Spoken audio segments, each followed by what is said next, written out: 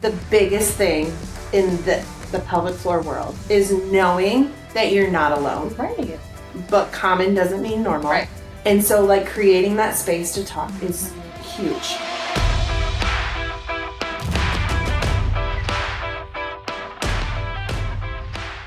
Welcome to Vaginally Speaking. Allison here, your host, and I've got the lovely Dr. Becky Allen, who is the founder and co-owner of Genesis PT and Wellness down in Dallas, Texas, and she is here making and changing the game of pelvic health. And Becky is dear to my heart. She was my very first business coach and has really helped come in and helped me get to where I am. I came at her with so much chaos when I hired her. And she literally, I think, was like the very first call, like, okay, you needed to do this like 7 months ago. So how do we do it in like 7 days? So I just thought today's episode could just like really help the listeners know, what it's like to open a business, kind of our why behind it, because I think when you understand our why, it makes more sense of like why we're so passionate about the brand and the voice that we want women to hear. And then from there, we'll go into some other aspects. So Becky, thank you for being on my show. Thank you for having me. Absolutely. Can you tell the people why you started Genesis PT and Wellness? Yes. So it's funny because we're talking about our why. And I have learned over the years what my why truly is. But if we back it up 6 years, which is when I launched Genesis, my why was solely based on kind of how I delineate it is it was my intrinsic why. And then I also have an extrinsic why, which I learned along the way. And now I know that the two need to be able to mesh for you to, that's like where you get to go, right? So at the time of founding, it was very much because I needed a job that was conducive to motherhood. And I had an opportunity. My midwife was like, I have this room, you're a PT, go learn the pelvic floor, you can use my room, I'll send you all my clients. I was like, amazing. Yes, where do I sign? Yeah. So did that because my why at the time was, I love physical therapy. How do I get back to it? But also, how do I not miss out on my kids? How do I maintain the flexibility that I want and I need in my motherhood and that they need, right? From their mom. They were at the time, my daughter was 10 months old and my son was 2. So they were little babies. Little babies. And so that fueled everything I did from the get-go. And that was very much intrinsic. I didn't have really that extrinsic change the game of pelvic health. Right. Now, that there was divine intervention, there was a divine plan that went ahead of me, as there always is. The universe. Yes. The universe decides for you. Yes, there we go. And so that was always meant for me, but I had to live it and learn it as I went, right? And so the fast and furious story of Genesis was launched in the fall of 2019. It blew the F up overnight and hired a few months later, and then it just has never ended since then. And what I learned is that as I, in the first year, really had to reflect on why is it growing so fast? Why is my schedule so full? Why am I having hard? What have I done? What have I done? And what have I done? What have I done? What caused this? Yes. And so kind of reflecting on all that, I realized I was so passionate because what I was hearing from my patients at the time was, no one has told me this. I went to pelvic floor therapist and they had me doing things like Kegels and told me to not lift so heavy and you're pregnant and so we're going to deal with discomfort. So just don't you have to have the baby do these things. Oh my gosh, have the baby and you'll feel better. You'll feel better. No. That's the only solution. It's the Delulu Salulu. Correct. So I was hearing this narrative of you're the first person who has looked at the bigger picture. No one's connected my old ankle sprains with my leaking now until now. And so I started to put these pieces together of I'm doing something different and I'm doing it better. And so that is really what kind of grew in those early years of I wanted more of that. I needed to taste more of that. I needed to help more women.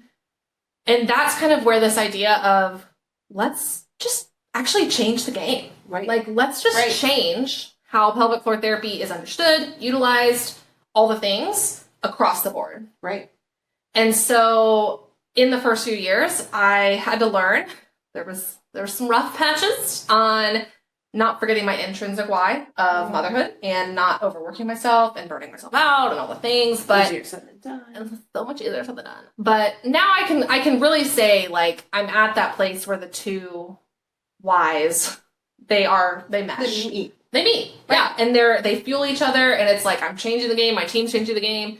I'm a mom that I want to be, like, I'm present. You know, of course there's going to be things where I'm doing stuff or whatever, missing a bedtime, but it's few and far between now, you know, because I've learned how to prioritize that. So, yeah.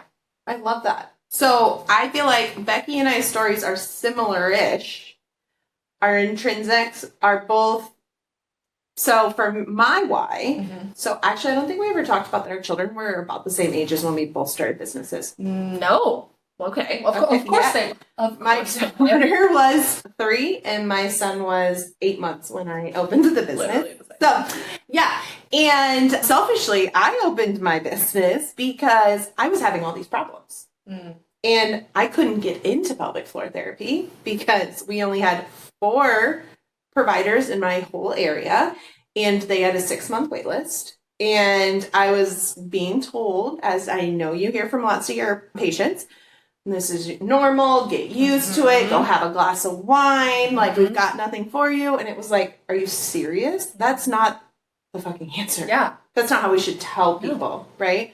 And so I was like, I'm going to take this into my own hands. Yeah. And I think I was super passionate about helping people in the sense of, like, I wanted to provide to them what I wish I would have had for me, which is, I think, is how it started, right? But, like, same with you, is I also, in a great way, we grew exponentially. And it was like, why? And how? And who, what, when, where? Yeah. And, like, and thank you. You know, everybody would, like, compliment you, and you're like, I don't even know how to take this compliment because I don't know what have I done? Yeah. And I think, like, a really beautiful thing is that we see things the same but different, right? So Becky is a physical therapist and I'm an occupational therapist. And in the pelvic floor world, it's very similar because it has to be, because it's very niche. Like, you have to kind of look at the whole picture. But I think in a great way, Becky keeps talking about, like, looking from the feet, right? So Becky's course that she has for therapists is really great. The no Kegels. How to treat the pelvic floor. Thank you. I was like, I wasn't going to say that right. But I affectionately call it the no Kegels. Okay. So to be fair, you're correct. So great, right? Because first of all, we both agree, absolutely no Kegels. Immediately no. And if you sit on a chair that fucking makes you do Kegels, get off it right now and make them give you your money back. Yeah. But Becky has a really great way of looking at it as an ortho, right? And I feel like my superpower is looking at the psychosocial aspect. And, like, so, like, my biggest goal when I started my practice was, like, creating this environment that looked like a home that felt like a safe environment to talk. And I feel like we both have the same qualities of each other, but you can tell that there's different, like, clientele we're both trying to reach. And I feel like that's why a huge thing that Becky always talks about is, like, we're better together. Yeah. Because, first of all, everybody has pelvis. Yes. Everybody has pelvis. And second, like, I think you agree. And something I always say is that, like, no provider is everybody's cup of tea. Right. Right? Like, and if anybody thinks that, I would also be a little nervous. Now, I'm going to guess that Becky's also thinking in her head, like I say, well, I've created a team so that my clinic, hopefully, can be everybody's cup of tea. Right? But I think it's, like, really big for us to talk about that, like, as women founders, because we both founded our business on these huge visions and bringing them to life with this intrinsic and extrinsic, like, motivation, that it's okay to want to work with people who do the same thing, and it's not competition. Right. And I think that's huge. And I think that, like, is, for people listening, that can go for like any aspect of your life. Mm-hmm. And Becky and I are both here at MFC right now, the Millionaire Founders Club, and we had some amazing speakers. But yesterday, Erin Gallagher, her book's coming out, The Hype Woman. Mm-hmm. And I love that she talked about mean girl energy. Yeah. Because it's so real. It's so real. And something I've always said, well, I shouldn't say always, for as long as I can remember, have said, I don't know why girls are so mean to other girls when we know how hard it is to be one. Yeah. So, like, when I say that, how'd your pelvic floor respond? Like, it's like right? that. Ooh. Yeah. Because, like, it's so true. And I feel like it's also very true in this women's health world. Mm-hmm. In a sad way. Like, in a great way, women's health is, like, coming to light. Yeah. As it should of a long time ago. It's like about time. Okay. It's about time. But there's people in it for the wrong reasons. Mm-hmm. There's people in it who are like, oh, this is a moneymaker. Mm-hmm. Let's just make money off of it. Or like, hey, I can do this quick fix. Mm-hmm.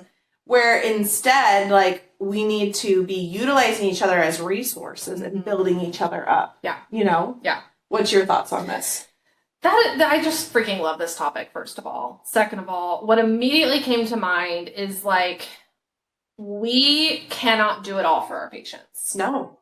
We are not genies. We're not magicians. Like, as much as I want to help everyone, I can't do it all for my patients. And so I think this idea of better together, it extends into so many facets of everything. But, like, one that comes to mind is collaborative providers, like, refer out. Like, right. It's not scary to be like, you need to see a nutritionist or a medical doctor or it doesn't make chiropractor. You look less of a provider. Right. It actually makes you look better. Yes. Because you're like, I'm not actually the best resource for this. Mm-hmm. I want to refer you out because I believe that you deserve the best care possible. Yeah. And a huge part of my methodology and how I treat my patients is I find the root cause. Like, no matter what, and sometimes that root cause is you have gut dysfunction or you have past trauma and you need to deal with those things. And I am not a gut expert. Like, I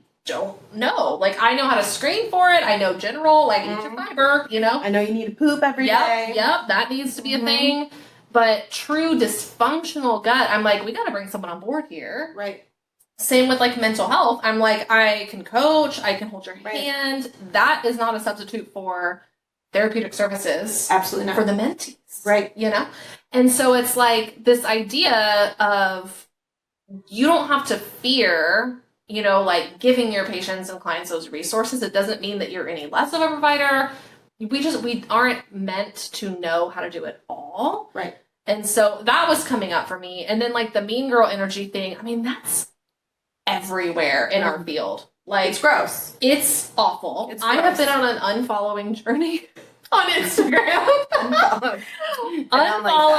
Unfollow. Because, like, what I'm learning is the girls with that energy, like, even through a screen, it sucks it out of me. And I'm just like, yes, I need my energy to lead my team and change the game. Absolutely. And you're not going to have any more of it. Right. And I feel like this has happened with some things in my, life lately of, like, feeling like my energy is getting pulled to the wrong thing. And I let something just, like, fester in my mind, right? Mean girl energy. Yeah. And then you're like, bitterness is not on brand. Because it's not cute. It's not on brand. And it's not going to help me change other women's lives. Right? So, like, move on, get past it, know that person isn't meant to be taking on your energy, as Taylor Swift says. My energy is a luxury that not everybody can afford. But also that, we also have, like, ideal clients. So, like, clients is also a hard thing because you're like, I want to change the game, or, like, my mission is very much of, like, empowering women to reconnect through their body. Originally you're like, well, I want to help every single person. Yeah. Because I would love to help every person. Fair. But also no. because not everybody is going to receive the message the right way or give you the energy back that, you know, that you want to also receive from them. And so I think that's been a hard thing as a business owner and female of like, I think that in the beginning, it may have felt like mean girl energy of being like, that's not my ideal client. Interesting. But was it? Was it more like, I'm protecting my energy, and because you're not an ideal client, I'm probably not going to be the best provider for you. You know what I'm going with here? I do, and I'm going to share something with you that is so in line with everything you just said that I haven't, only Corey, my business partner, knows this. You're about to find out. This has happened to me with my business coaching clients. And it's not you. You are my ideal client. I love you so much. Excuse me. What if I was like, you're fired, I'm letting you go effective immediately. No. Love you, Allie. Bye. This is why I'm telling you this. Because a lot of the work that I've done recently is audit my like energy, my time, and my offers to be like, which of these is sucking the life out of me? Right. And which is pouring life into me. Honestly. And like the things that pour life into me is my patient care. Like I love my patients. First of all, because I only take my ideal client. I've already done Which that. Which is chef's kiss. It's funny. I've already implemented that in Genesis. Like I'm doing that in Genesis. I'm not doing that in Powerhouse with my coaching clients. So it's interesting. And it's like, they give me energy. And I will say like most of the stuff that I do, like with coaching one-on-ones and clients and things like that, it does give me energy, especially when it's people like you that I just love so much. But there are parts of that offer, that container that I've had going for 3 years that I am just like, this is not aligned anymore. Right. And so there are changes coming with that. And it's 2026 is going to be a whole thing. What a beautiful thing though.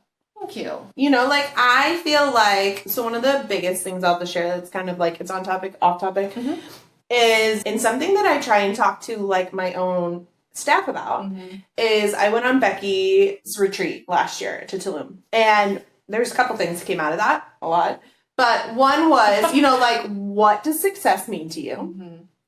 And that was a beautiful thing because for me, numbers weren't necessarily ever a thing for me to, in a lot of ways, track, but be success, right? And so I had to like really think like, what does success mean? And that was beautiful because my husband was with me. And so we could like really... We love Nate. Yes. We could talk about like what it meant for business and what it meant for us as a family, which was great because bless my husband, being married to me is a lot. But like, it's a lot with who I am, but also a lot with owning a business and like the visions I have, right?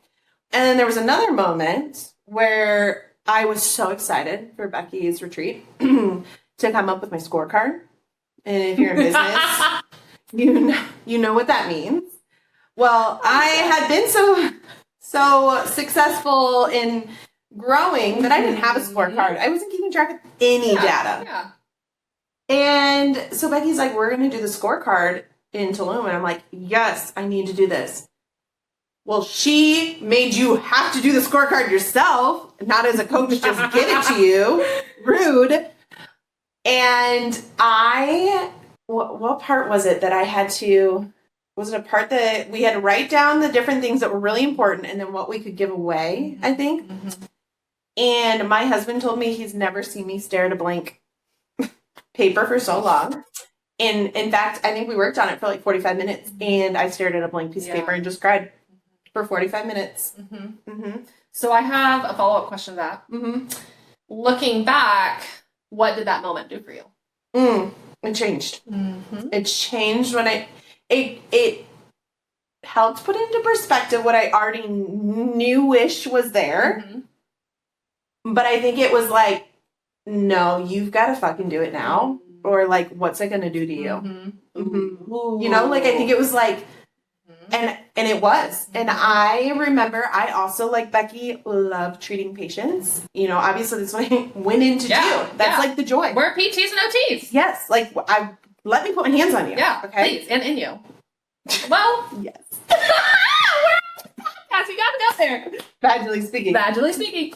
But I knew to get things in a row, like in like my KPIs and my scorecard, I had to back off that. And I didn't want to. Ooh, you didn't want to hear it. I didn't want to hear it, and I had to. And I was like, that's hard. I went from working, before I hired Becky, I went from working like 60 hours a week to then I hired somebody. We were still exploding to at retreat. I was working like 40 hours a week to I'm going to have to scale to 3 days a week. I think I scaled to right away when I got back to we grew again. And I was like, oh my gosh, I have to scale to 1 day. And I was like, this is gross. Yeah. I don't want to do that. But to change the game and to change how I make an impact, we had to do that. Yeah. I treat Wednesday afternoons for 3 hours. I have a spot for 2 to 3 patient appointments, and that's all I can do. That's all I can do.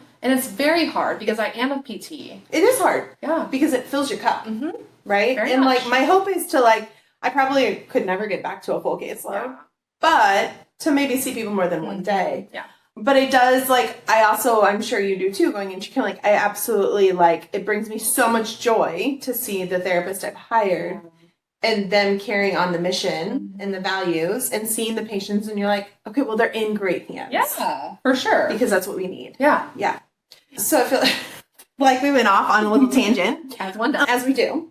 So quickly before we're done, we talked about that, like, we know that we can't always help everybody or, like, we know that for me, I know not everybody's going to come to the Quad Cities. For you, I'm sure you know not everybody's going to come to Dallas. So, like, how can we make it more accessible? And Becky was really good at this before me because I was stubborn. I was very stubborn about this.